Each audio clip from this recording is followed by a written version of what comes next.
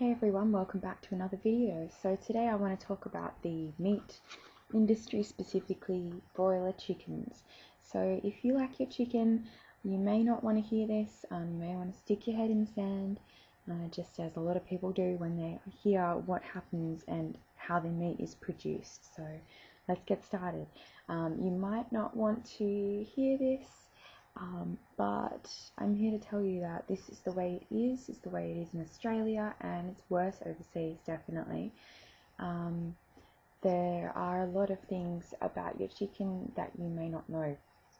Alright, so in Australia, we slaughter 551 million chickens every year. Okay, so let's talk about intensive selective breeding. So over 50 years ago, it took 98 days for a chicken to grow to 1.6 kilos, and nowadays it takes about 37 days, I think. And because the chickens are growing so fast, this puts a lot of pressure on the heart and their skeleton, and it causes them a lot of health problems. Extreme selection pressure for large breast muscles have further distorted the anatomy of these animals, and it puts a lot of pressure on their developing legs. So then they crouch down with their large breasts on the floor to rest, and the frequent contact with the floor of the shed can lead to painful ulceration of the skin called breast blister. They also become lame because of the dislocation of joints, and bone fractures are major and an unavoidable consequence of selective breeding. Many birds are unable to walk or even stand up well, resulting in hock burn, as it's known, as they waddle around in the damp, ammonia-soaked litter. Skin problems are exacerbated by the progressive build-up of moisture and droppings in the litter. Around 2% of birds die in the shed from illness, trauma, and starvation when they are unable to reach food or water, or are trampled by other birds. Selective breeding for rapid growth rates has also led to a syndrome associated with inability of the heart to adapt to the rapid increase in the body.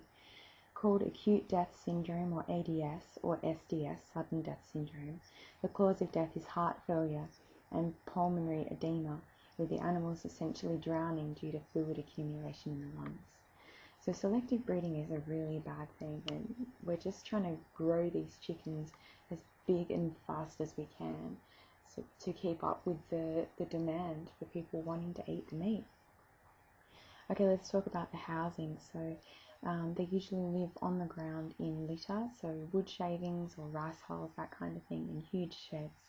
Overcrowding is a major problem, as stocking densities of 20 birds or 40 kilograms per square metre are allowed, and this is common towards the end of their short life in the shed. The sheds are dimmed to keep the birds as inactive as possible so that food conversion is maximised, and pecking and fighting through frustration and overcrowding minimised. Chickens grow, the air may become polluted with ammonia, dust, bacteria and fungal spores, which cause health problems for both people and chickens. At approximately 5 to 7 weeks of age, that's really young, chickens have reached the target weight for slaughter. So before putting them onto the transportation in the trucks, the food is withdrawn for 8 to 12 hours and water for 1 hour. Catchers walk through the shed at night, grabbing birds one by one by their legs and carrying them in bunches, up to 5 in each hand, to crates. They are then bundled into the crates and stacked onto a truck. Humane handling is impossible, as catchers must handle 300 to 500 birds per hour. Many of the birds already have fractures and dislocations, and this process adds significantly to their pain.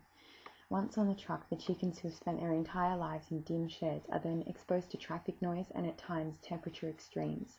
Some will die during transportation due to rough handling, or in summer due to heat stroke if the truck ventilation is poor. And if you've seen these trucks, you can see they're just crammed on there. Other causes of death include heart failure, trauma and blood loss due to hemorrhage into dislocated hip joints resulting from the rough catching process. When the trucks arrive at the slaughterhouse, chickens are pulled from the crates and shackled upside down by their feet into metal stirrups on an overhead conveyor. The conveyor carries them into the killing room, where their heads pass through an electrified water bath intended to stun them. As they pass along further, an automatic knife cuts their throats, and then they proceed to a scalding tank to loosen their feathers before plucking.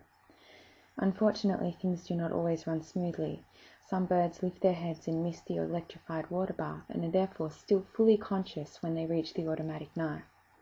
Some birds may also miss the knife and then are lowered into the 50-degree scalding tank while still alive. Backup people are supposed to cut the throats of the chickens that miss the automatic knife, but due to the emphasis on speed in the processing plants, then this may not always occur. Here's the finished product. So your nice roast chicken to sit on your table that was an animal that suffered, and it's so unnecessary, guys. I mean, even this Lilydale free-range chicken, we'll talk about that tomorrow. I don't have time tonight because it's really late. I want to go to bed because I'll be up to breastfeed soon, but we'll talk about that one tomorrow. So yeah, keep believing what you want to believe. If you don't want to listen to this, then don't. But be aware that, you're becoming one of these people that stick their head in the sand. You've got to do something about this. Go vegan. There's so many other options. Like, you can have everything. All these beautiful types of fruit and vegetables, donuts, pizza, everything. And it's really not that hard. But, I'm so sick of people asking me, what do I eat? And, that's what they ask me about, the food. But what about the animals? Going vegan is about animals living and dying for our pleasure, for our needs, but they're not even needs because we don't need to eat them. And if you listen to the news lately, a lot of animal products are actually really bad for us. So anyway, I'll leave it there for tonight, guys. I hope you got something out of this video. Please leave your comments below. This really means a lot to me, so thank you so much for watching, and I will see you tomorrow for beta day 31. 30? Cheers, guys.